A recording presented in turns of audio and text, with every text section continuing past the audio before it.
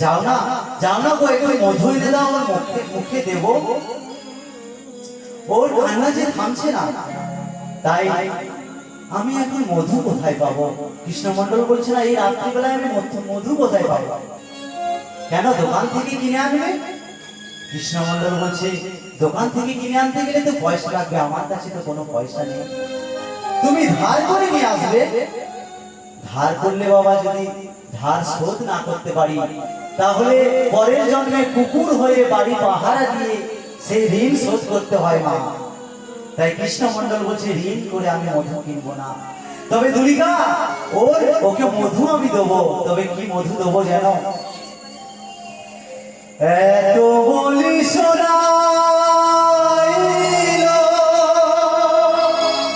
সেই মধুর হরিণা,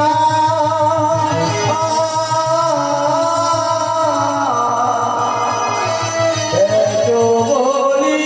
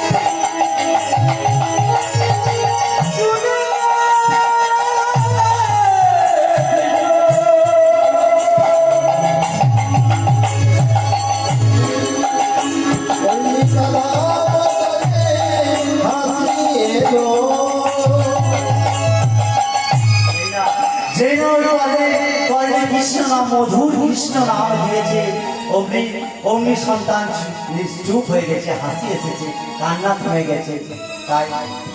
তাই সেই পুত্র সন্তান আস্তে আস্তে সেই পিতা মাতার স্নেহের ছত্র ছায়ায় দিনের পর দিন সেই দুঃখী বড় হতে লাগলো। যার একদিন, 2 দিন, 1 মাস, 2 মাস যেতে যেতে যেতে যেতে দুঃখী আস্তে আস্তে বড় হতে থাকে। একদিন সে পিতার কাছে শুনলো যে নর জনমের চরম সার্থকতা হচ্ছে কৃষ্ণ ভজন করা, ঈশ্বর চরণ লাভ করাই হচ্ছে এই মনুষ্য জনমের চরম সার্থকতা। কিন্তু এই মায়ার সংসারে থাকলে তো আমার ঈশ্বর লাভ হবে না। তাই দুঃখী কি করলো? পিতার কাছে যে শুনেছে ঈশ্বর চরণ লাভই আমাদের মনুষ্য জীবনের উদ্দেশ্য, তাই মায়ার সংসারে পড়ে থাকলে আমার কোনোদিন কৃষ্ণ ভজন হবে না, কৃষ্ণ চরণ লাভ হবে না। তাই সে রাতের অন্ধকারে ঘুমন্ত পিতা মাতাকে প্রণাম জানিয়ে, সেই জননী জন্মভূমিকে প্রণাম জানিয়ে দুঃখী সেই রাতের অন্ধকারে এই সংসার ছেড়ে, মায়ার সংসার ছেড়ে সে ঘর থেকে চিরদিনের মতো বিদায় নিচ্ছে। কি হবে? আমি চলে যাই, আমি চলে যাই, আমি চলে যাই, তুমি চলে যাও,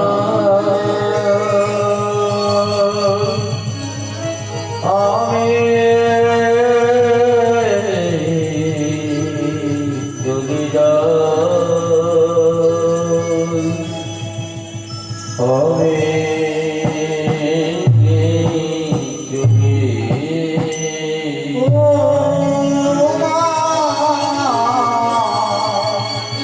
জননী জন্মভূমি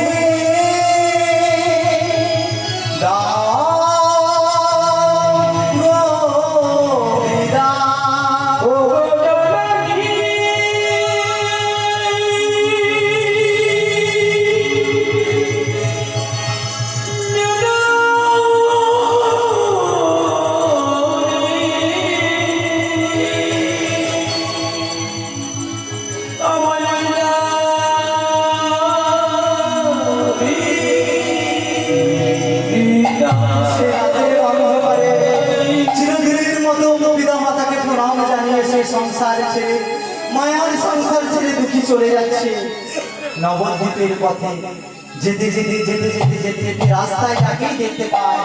দাদু, ও দাদু, দাদু বলতে পারো নবদ্বীপ কত দূর? ও দাদু বলতে পারো? এই ছেলে ভিক্ষা নিবি নে, আবার দাদু নবদ্বীপ কত দূর এ কথা জিজ্ঞেস করছিস কেন? কি বললে আমি ভিখারি? ঠিকই বলেছ গো, আমি ভিখারি নিশ্চয়, তবে তবে তবে আমি অর্থের ভিখারি নই জানো, আমি অর্থের কাঙাল নই জানো, আমি ভিক্ষা করি বলে, তবে আমি অর্থের ভিখারি নই, আমি প্রেমের ভিখারি, প্রেমে ভিক্ষা করি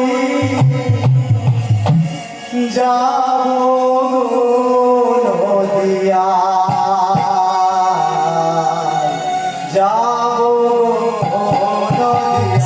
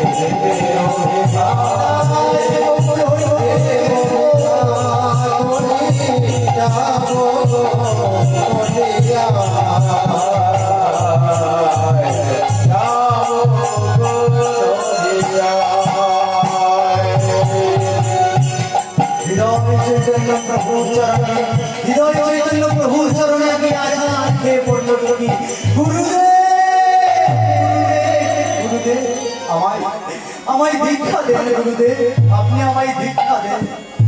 কে বাবা তুমি? কোত্থেকে এসেছো? গুরুদেব আমি পিতার কাছে শুনেছি মনুষ্য জন্মের চরম সার্থকতা হচ্ছে ঈশ্বর ভজনা করা, কৃষ্ণ চরণ লাভ করা মনুষ্য জন্মের চরম সার্থকতা।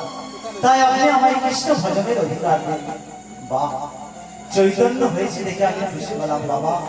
কিন্তু বাবা আমি তো এত সহজে দীক্ষা দিই না, আমার কাছে দীক্ষা পেতে হলে আগে তোমাকে পরীক্ষা দিতে হবে, আর সেই পরীক্ষায় উত্তীর্ণ যদি হও পরীক্ষায় যদি তুমি পাস করো, সেই পরীক্ষায় পাস করলে আমি তোমাকে, যখন আমি বুঝবো যে তোমার ওই হৃদয় ভূমিটা উর্বর হয়েছে, বীজ বপন করার উপযুক্ত হয়েছে, তখন আমি নিজ হাতে তোমার ওই হৃদয় জমিতে আমি নিজ হাতে কৃষ্ণ ভজনের বীজ আমি অঙ্কুরিত করে দেব।